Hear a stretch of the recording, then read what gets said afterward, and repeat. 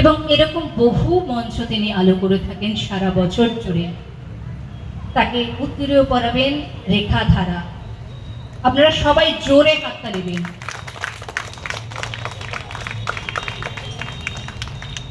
এবং দিদির হাতে স্মারক তুলে দেবেন শিখা Mallick.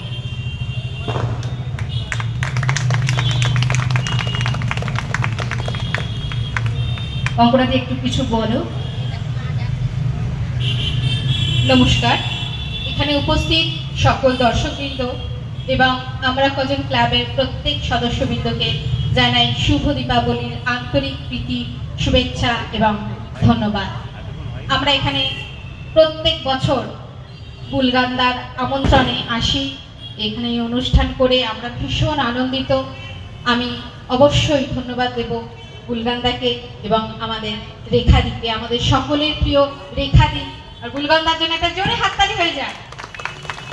Thank you so much.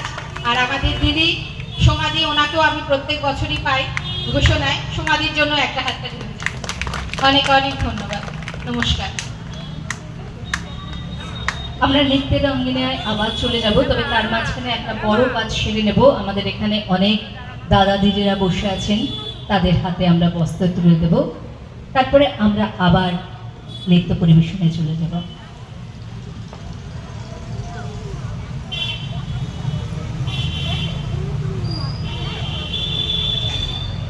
আপনারা যারা বস্ত্র নিতে এসেছেন তাদের মধ্যে 4-5 জন এখানে লাইন দিয়ে আসবেন। আমরা সবাইকে ডাকছি না মঞ্চে, বাদ বাকি যারা আছেন তাদেরকে আমরা ক্লাব ঘরে পাশে এখানে জায়গা আছে, সেখান থেকে আমরা বস্ত্র দেবো, না হলে আজকের এই অনুষ্ঠান আমরা শেষ করতে পারবো না। মাত্র 4-5 জন আসবেন, আস্তে আস্তে আপনারা 4-5 জন আসুন।